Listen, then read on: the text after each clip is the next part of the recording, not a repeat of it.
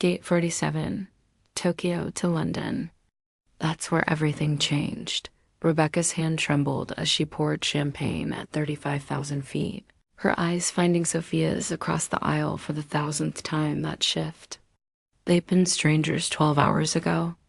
Now, somewhere over the Pacific, with dawn painting the clouds in shades of rose and gold, Rebecca understood what people meant when they said you could fall in love in an instant. Sophia smiled, that devastating smile that would unravel. Rebecca's carefully constructed life and mouthed 2 words across the cabin.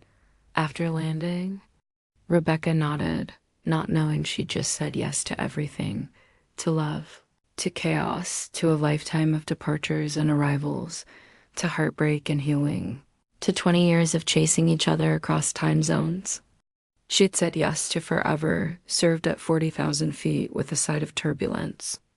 The thing about falling in love in the sky is that eventually, you have to land. Rebecca learned this truth 3 months into loving Sophia. When their carefully coordinated schedules, a miracle of trading shifts and calling in favors, finally failed. Sophia stood in the doorway of their shared apartment in Brooklyn, her uniform crisp and perfect, her eyes red-rimmed.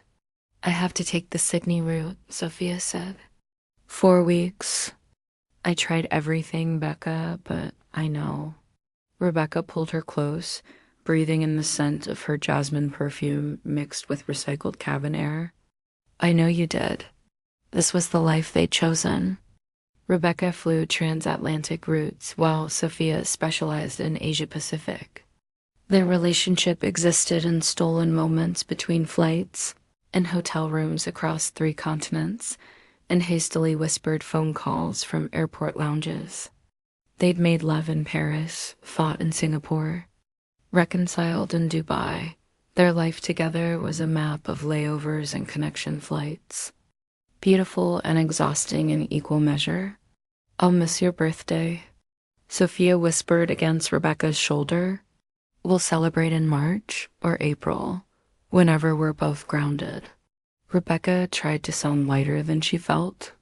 "Hey, remember our first year? We went 4 months only seeing each other for 72 hours total. I remember every single one of those hours." Sophia pulled back, cupping Rebecca's face. Every minute. They kissed goodbye at the door, as they'd done hundreds of times before. But this time, as Rebecca watched Sophia's cab disappear into New York traffic, something felt different, heavier.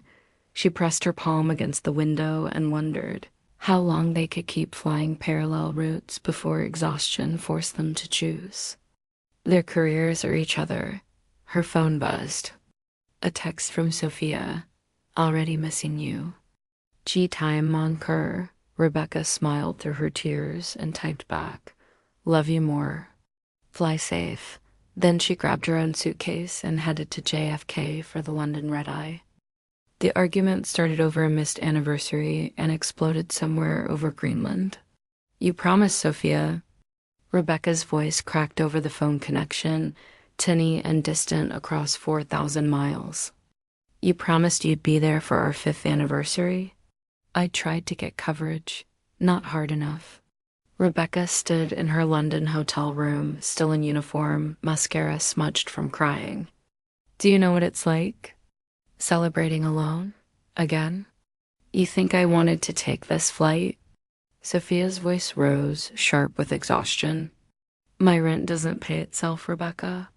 Neither does my mother's medical bills." The words hit like turbulence. Rebecca had forgotten, or maybe she'd been too wrapped up in her own heart to remember that. Sophia sent half her paycheck to Snow Paulo every month for her mother's cancer treatment. "Sophia, I'm sorry, I didn't know." "You're right." Sophia's voice went quiet, dangerous. "Maybe we're fooling ourselves. Maybe this doesn't work. Maybe we're just 2 people who are good at pretending in hotel rooms and terrible at building an actual life." "Don't say that." "Why not? It's true, isn't it? When was the last time we spent more than a week together? When was the last time we talked about something other than flight schedules and time zones?" Rebecca sank onto the bed, her uniform wrinkling beneath her. Outside her window, London sprawled gray and indifferent. What are you saying?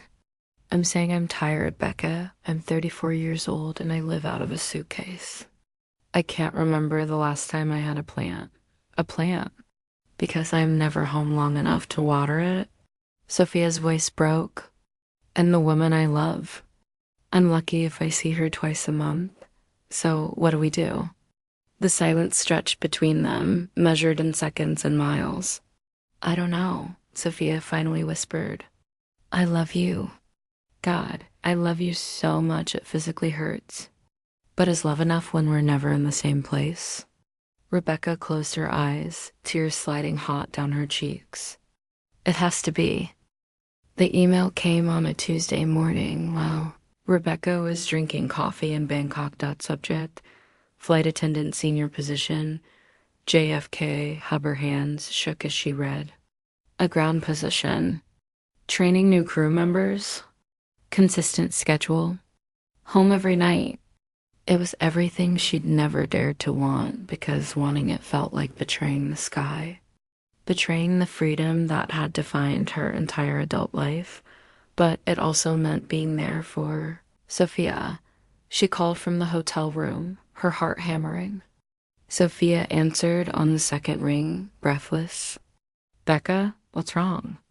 You never call during my shift unless I got offered a ground position. The words tumbled out. Training coordinator. Based in New York, regular hours. I'd be home, Sophia. Actually home. The silence was deafening. Say something, Rebecca pleaded. Are you sure?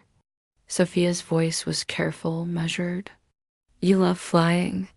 You've told me 100 times that being in the air is where you feel most alive.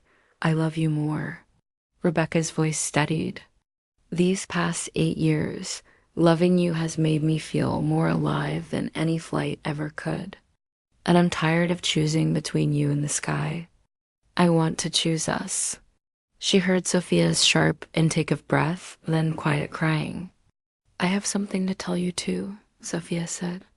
I put in for a transfer to the JFK hub. Shorter routes. East Coast only. I find out next week if it's approved. Rebecca's vision blurred with tears. You did? I was terrified to tell you.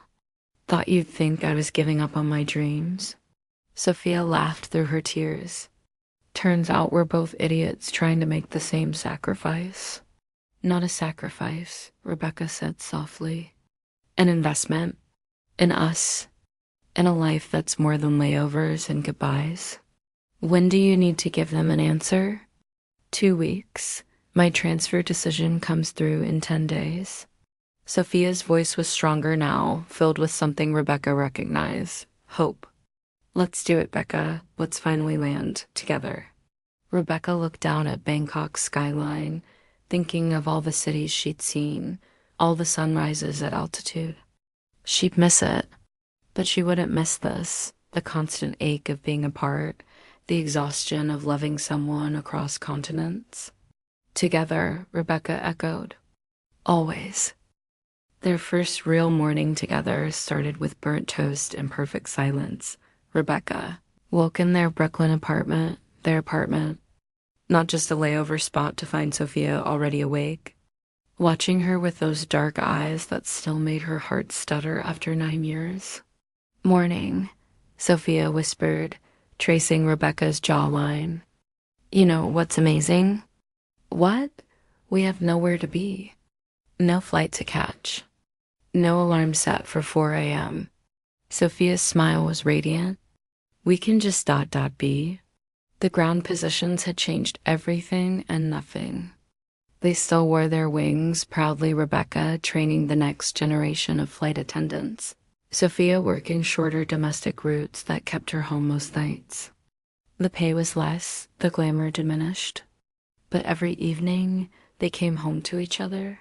They created routines. Sunday morning farmer's market, Tuesday night cooking experiments, Friday movie nights on the couch. Simple things that felt revolutionary. Rebecca started a small garden on their balcony, Sophia adopted a cat named Jetlag. They learned each other in ways they'd never had time for before. How Sophia sang off-key in the shower. How Rebecca organized the fridge with military precision. How they both cried at the same commercials. Do you miss it? Rebecca asked one evening, wrapped in Sophia's arms on their balcony, watching planes cross the twilight sky. The long routes? The adventure? Sophia kissed her temple. Sometimes. But you know what I missed more? This coming home to you. Building something that isn't packed in a carry-on. She paused. Though we should probably take an actual vacation sometime. As passengers. Remember those? Rebecca laughed. Where would we go? Anywhere. Everywhere. Nowhere. Sophia turned Rebecca to face her. As long as I'm with you, I'm already where I want to be. They'd weathered storms literal and metaphorical. They'd fought and reconciled across time zones. They'd learned that love wasn't just the thrilling takeoff, but also the steady cruise, the careful landing, the choice to keep choosing each other even when the sky called. Rebecca looked at the woman who'd unraveled her life and rebuilt it into something better, and thought about how love works. Sometimes you have to stop chasing the horizon to see what's right beside you. Marry me, Rebecca said suddenly. Sophia's eyes widened. What? Marry me? I don't have a ring, and this isn't romantic, but Rebecca's voice cracked with emotion. I want forever with you. Official, legal, permanent forever. Sophia pulled her close, laughing and crying simultaneously. Yes, God, yes. Though you're wrong about one thing. What? This is romantic. You, me, home. That's the most romantic thing in the world. They kissed as planes drew contrails across the darkening sky. Two flight attendants who'd finally learned that the greatest journey wasn't measured in miles, but in moments like these, grounded together, home. Rebecca and Sophia's story reminds us that love isn't about grand gestures or perfect circumstances. It's about showing up, making compromises, and choosing each other through turbulence and calm skies alike. They built a life that honored both their ambitions and their hearts, proving that sometimes the bravest thing you can do is land. Your turn. Have you ever had to choose between career and love? Or found a way to balance both? Share your story in the comments below. We'd love to hear how you navigated your own journey to happiness. And if this story touched you, share it with someone who needs to know that love always finds a way. Even at 40,000 feet, follow for more stories about love, courage, and the beautiful mess of building a life together.